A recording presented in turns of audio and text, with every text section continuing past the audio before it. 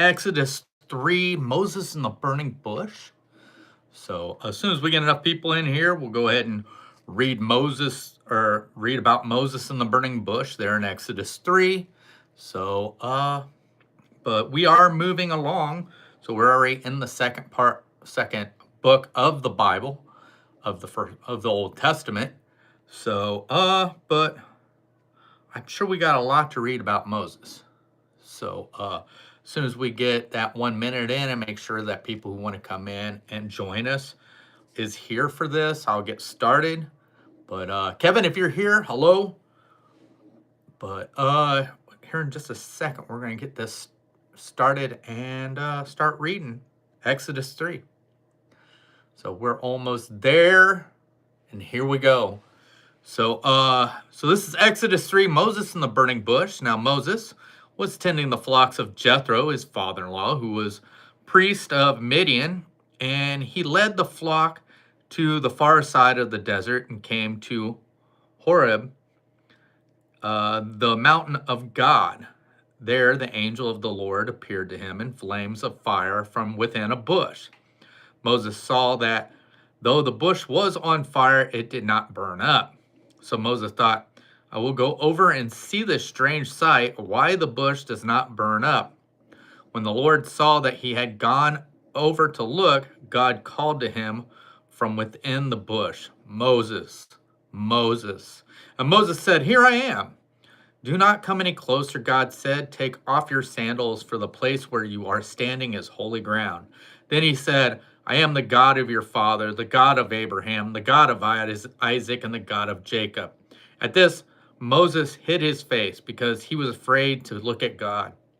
The Lord said, I have indeed seen the misery of my people in Egypt. I have heard them crying out because of their slave drivers, and I am concerned about their suffering. So I have come down to rescue them from the hands of the Egyptians and to bring them up out of the land into good and spacious land, a land flowing with milk and honey, the home of the Canaanites, Hittites, Amorites, Perizzites, Hivites, and Jebusites. And now the cry of the Israelites has reached me, and I have seen the way the Egyptians are oppressing them. So it says, oppressing them now. Go, I'm sending you to Pharaoh to bring my people, the Israelites, out of Egypt. But Moses said, God, who am I that I should go to Pharaoh and bring the Israelites out of Egypt? And God said, I will be with you, and this will be the sign to you that it is I who have sent you. When you have brought the people out of Egypt, you will worship God on this mountain. Moses said to God, suppose I go to the Israelites and say to them, the God of your fathers has sent me to you, and they ask me, what is his name? Then what shall I tell them? God said to Moses, I am who I am.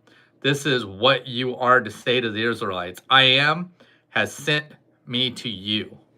God also said to Moses, say to the Israelites, the Lord, the God of your fathers, the God of Abraham, the God of Isaac, and the God of Jacob, has sent me to you. This is my name forever, the name by which I am to be remembered from generation to generation. Go assemble the elders of Israel and say to them, the Lord, the God of your fathers, the God of Abraham, Isaac, and Jacob, appeared to me and said, I have watched over you and have seen that what has been done to you in Egypt, and I have promised to bring you up out of your misery in Egypt into the land of Canaanite, Hittite, Amorite, Perizzite, Hivite, and Jebusite, a land flowing with milk and honey. The elders of Israel will listen to you. Then you and the elders are to go to the king of Egypt and say to him, the Lord, the God of Hebrews, has met with us. Let us take a 3-day journey into the desert to offer sacrifice to the Lord our God. But I know that the king of Egypt will not let you go unless a mighty hand compels him. So I will stretch out my hand and strike the Egyptians with all the wonders that I will perform among them. After that, he will let you go. and I will make the Egyptians favorable disposed towards their people, so that when you leave, you will not go empty-handed.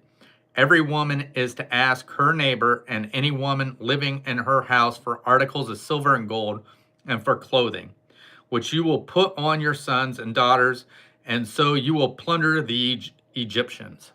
So that is it. That's the end of Exodus 3. Tomorrow we'll be doing Exodus 4, which is signs for Moses. So thank you guys for joining me, and I hope to see you tomorrow night for Exodus 4. That's going to do it. I hope you all have a good night, and we'll see you later. Bye.